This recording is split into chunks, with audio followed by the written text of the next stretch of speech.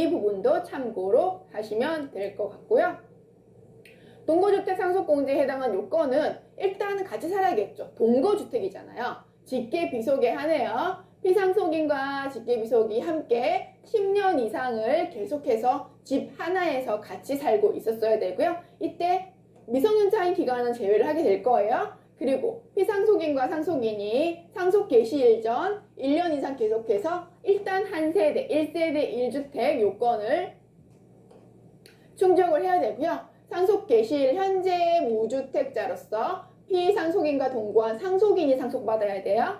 집이 한 채여야 되고요. 피상속인이 있었고요. 자녀분이 같이 모시고 집 하나에 살고 있었어야 되고요. 그 집은 1세대 1주택 요건을 충족해야지만 동거주택 상속공제 받을 수 있다라는 것까지 하면 동거주택 상속공제는 끝나요. 다음 상속재산에 대한 마지막 감정평가 수수료라는 게 있죠. 이건 언제 주느냐? 부동산 가격 공시 및 감정평가에 관한 법률에 따라 감정평가법인 사업자가 한테 부동산의 감정을 의뢰했을 때 그 금액은 500만 원까지는 한도로 해가지고 평가 수수료를 상속가액에서 계산을 할 때 빼준다. 그리고 평가심의위원회가 납세자 신청을 받아 비상장 주식평가를 위해서 평가를 의뢰했다면 그때는 각각 1,000만 원을 한도로 해서 감정평가 수수료를 공제를 해주고 서와 골동품 같은 경우에는 500만 원을 한도로 감정평가 수수료로 공제를 해준다라는 거죠. 이때 부동산 공시가격 얘기하는 감정평가 있죠. 부동산은 시세를 파악하기 위해서 감정을 의뢰했어요. 그때는 그 평가한 금액으로 신고 납부해야지만이 이때 쓴 감정평가 수수료를 인정해 주겠다는 거고요. 평가를 해놓고 그 금액으로 신고를 하지 않으면 이거 감정평가 수수료 인정해 주지 않아요. 그것도 확인하시고 대신 밑에 거 평가심의위원회 부분하고요. 서와 골동품 부분은 그 금액으로 신고 또는 납부를 하지 않아도 기본적으로 공제가 가능하다라는 것까지도 알고 있으셔야 되고요. 이제 상속세, 산출세액의 계산을 하는 부분을 설명을 드리면 상속세, 산출세액에서 문화재의 자료나 징수유예 세액을 빼주고 세액 공제할 게 있으면 빼주고 세액 감면할 거 있으면 빼주고 혹시나 잘못한 부분이 있으면 가산세까지 더하게 되면 이게 실질적으로 납부할 세액이 되죠. 근데 여기서 상속세, 산출세액은 방금 배운 상속세 과세표준의 세율을 곱하게 되고요. 혹시 세대를 생략해서 그 다음 세대에 바로 상속을 해줬다면 그 가산액을 더해주게 될 거예요. 이렇게 계산을 하면 우리는 납부해야 할 상속세에 납부할 세액이 계산이 되겠죠. 여기까지 다 계산하라고 하는 문제는 안 나와요. 그런데 어떻게 하는지는 알아야 되기 때문에 여기서 설명을 같이 드렸고요. 자, 상속세 세율 같은 경우는 1억에서 30억까지 쭉 나오죠. 기본적으로는 10%라고 알고 있어요. 1억 원이 안 되면 10% 해주고요. 5억 원까지는 누진적으로 계속 가서 20%. 5억에서 10억 되면 30%, 결국 최종 50%까지 우리는 세금을 매길 수 있다라는 것까지 알고 있으셔야 돼요. 다음에 세대생략 가산세 부분을 보시면은 상속인 또는 수유자가 피해 상속인의 자녀를 제외한 직계비속, 일반적으로 자녀를 제외한 직계비속은 손자 또는 손녀겠죠. 자, 상속세, 산출세액에 계산한 상속재산 중 상속인 또는 수유자가 받을 재산가액이 차지하는 비율을 곱하여 계산한 금액의 결국 몇 프로? 30%에 해당하는 금액을 상속재산가액에 할증해서 계산을 한다라는 거죠.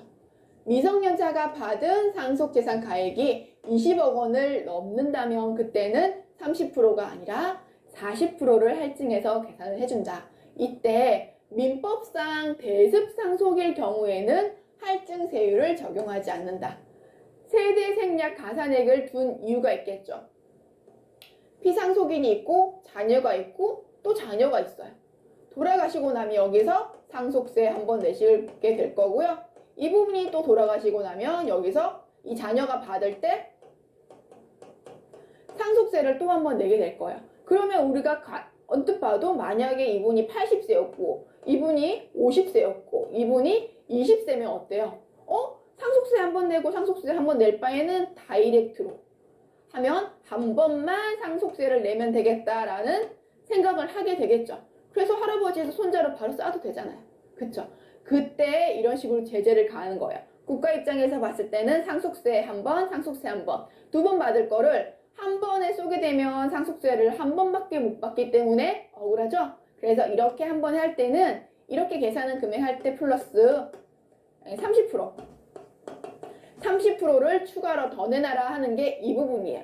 근데 그 재산이 많으면은 이렇게 가고 하는 거랑 이렇게 한 번에 가는 거랑 계산했을 때 차라리 한 번에 가고 30%를 할증하는 게 더 상속세를 조금 낼 수도 있어요. 그러니까 이런 방법이 있다는 걸 알고 계시면 되고요. 이때 민법상 대습상속일 경우에는 할증세율을 적용하지 않는다는 거는 여기 부모님이 안 계셔가지고 어쩔 수 없이 받게 되는 경우이죠, 손자가.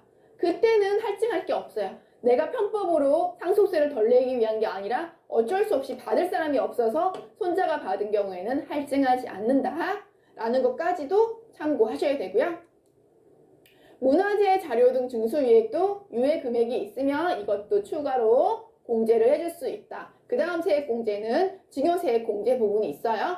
상속재산의 가산한 증여재산에 대한 부분은 증여세액을 공제해준다. 사전에 증여한 금액이 있으면은 상속재산 계산할 때 플러스 해주기 때문에 그때 납부했던 증여세는 당연히 공제를 해줘야 된다. 이때 제적기간이 만료돼가지고 증여세가 부과가 안 된다거나 상속세 과세 가액이 5억 원 이하인 경우에는 굳이 세액공제를 적용할 필요가 없다라는 것도 참고로 하시면 되고요. 외국 납부 세액공제 같은 경우에는 상속재산이 외국에 있을 때 상속세를 부과했을 경우에만 상속공제, 세액공제를 추가로 해준다.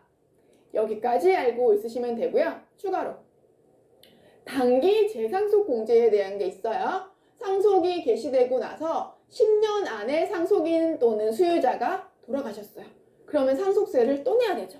그때 이전에 냈던 상속세 금액 중에서 재상속된 부분에 대해서는 이전에 납부했던 상속세 가액을 추가로 공제를 또 해주겠다. 할아버지가 있고 아버지가 있고 자녀가 있어요. 돌아가시고 상속세를 냈어요. 오래오래 사시다가 돌아가시고 상속세를 내면 되는데 돌아가시고 나서 급하게 10년이 안 됐을 때 이분이 돌아가시게 된 거예요. 그럼 이 사람 입장에선 상속세 한 번 내고 두 번 내는 거죠. 연달아서 같은 재산에 대해서 너무 많은 금액을 냈을 때는 추가로 세액공제를 해주겠다.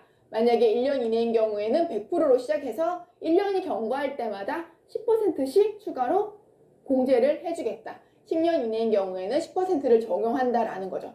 아까 세대 할증하고 비슷한 부분이에요. 세대 할증은 조금 냈을 때 추가로 더 많이 내게 하는 거고 단기 재상속은 많이 냈을 경우에 추가로 더 혜택을 주는 부분이니까 두 개 다 법으로 정해놓은 게 있다라는 것까지 알고 있으시면 되고요. 신고세액공제는 법으로 정한 신고기한까지 자진해서 신고를 하면 신고세액공제를 해주겠다라는 거죠. 원래 10%였어요. 근데 이게 바뀌어가지고 산출세액의 7%만이 신고만 하게 되면 공제를 해준다라는 거죠. 가산세 같은 경우에는 신고를 제대로 하지 않았을 때, 무신고했을 때, 조금 신고했을 때 신고 불성실 가산세를 매기게 돼요. 무신고했을 때, 과소신고했을 때 20%, 10%씩 계산하게 되고요. 부정한 행위를 했을 경우에는 당연히 40%까지 올라갈 거고, 그리고 신고를 잘못하면 당연히 납부도 잘못했겠죠. 납부를 제대로 안 했을 때 미납한 금액에 대해서 만분의 3씩 해서 늦게 납부한 날짜까지 계산해서 우린 추가로 가산세를 계산하게 될 것이다. 이제 상속세 납부하는 부분에 있으면 당연히 신고기한까지는 본인이 직접 상속세를 신고하고 납부해야겠죠. 근데 그 금액이 납부할 금액이 너무 크다. 그때는 분납이라는 걸 가능하다. 2달이라는 기간 동안 원래 납부할 금액에서 분납이 가능한데 1,000만 원 초과, 2,000만 원이 안 됐을 경우에만 1,000만 원을 초과하는 금액을 할 수가 있어요. 그리고 2,000만 원이 초과하면 납부할 금액의 반을 할 수 있죠. 이때 만약에 1,500만 원이었다라고 해요. 1,000만 원을 초과하고 2,000만 원 이하가 되겠죠. 그럼 분납할 금액은 뭐예요? 1,000만 원이에요? 500만 원이에요? 원을 초과하는, 1,000만 원을 초과한 이 금액에 대해서 분납을 하는 거기 때문에 원래 납부해야 할 금액 먼저 내고 2달 있다가 1,000만 원을 초과하는 금액에 대해서 분납을 한다 라는 것까지만 분납 부분에 대해서 알고 계시면 되고요. 연부연납 같은 경우는 2,000만 원이 넘어요. 아까 분납은 2,000만 원 부분을 얘기했죠. 1,000만 원을 초과하는 금액, 2,000만 원을 초과하는 금액까지 얘기하고 그것보다 더 많은 금액이에요. 물론 앞에 분납 같은 경우는 2,000만 원 훨씬 넘는다고 하더라도 반반인데 연부연납 같은 경우는 혜택을 좀 더 주는 거란 말이에요. 그래서 상속세 납부세액 자체를 적어놨어요. 연부연납이 뭐다? 일단은 신청이라는 걸 해야 돼요. 연부연납 하겠다고. 그러면 관할 세무서장이 허가를 해줘요. 허가를 받은 날로부터 5년 동안 추가적으로 조금씩 세금을 납부할 수 있다는 거고요. 혹시 가업상속 재산이 있으면 그 상속 재산이 차지하는 비율만큼 2년 거치 5년 연부연납이 가능하고요. 이때 대부분 연부연납을 하는 경우는 부동산이 많은 경우에요. 그때는 담보를 제공하고 내가 천천히 상속세를 납부하겠다라는 취지로 만들어 놓은 거고요. 이때 무조건 해주는 건 아니고 내가 납부할 금액이 있으면 거기에 국가도 이자라는 걸 받겠죠. 그래서 연부연납 가산금으로 해가지고 1년에 1.8%씩 추가 납부하게 될 거예요. 작년 책하고 바뀐 부분이 이 부분이에요. 추가로 연이율 자체가 바뀌었으니까 다시 한번 이 부분은 체크하시면 되고, 연부연납은 무조건 해주는 게 아니라 이런 부분에 해당할 때만 해준다 라는 것까지 알고 있으시면 되고요. 또 재산이 없을 경우 상속세를 납부할 금액이 없으면 그냥 부동산으로 물납하는 경우도 있고, 상속세 신고를 하고 나면 추가적으로 우리는 계속 사후 관리를 받게 돼서 신고를 보다 성실하게 해줘야 된다라는 것까지가 상속세 과세표준에 관한 설명이에요. 자, 이번 시간은 상속세 과세표준과 산출세, 공제, 이후 사후 관리하는 부분까지 배웠고, 추후 조금 쉬었다가 다음 페이지 넘어갈게요. 수고 많이 하셨습니다.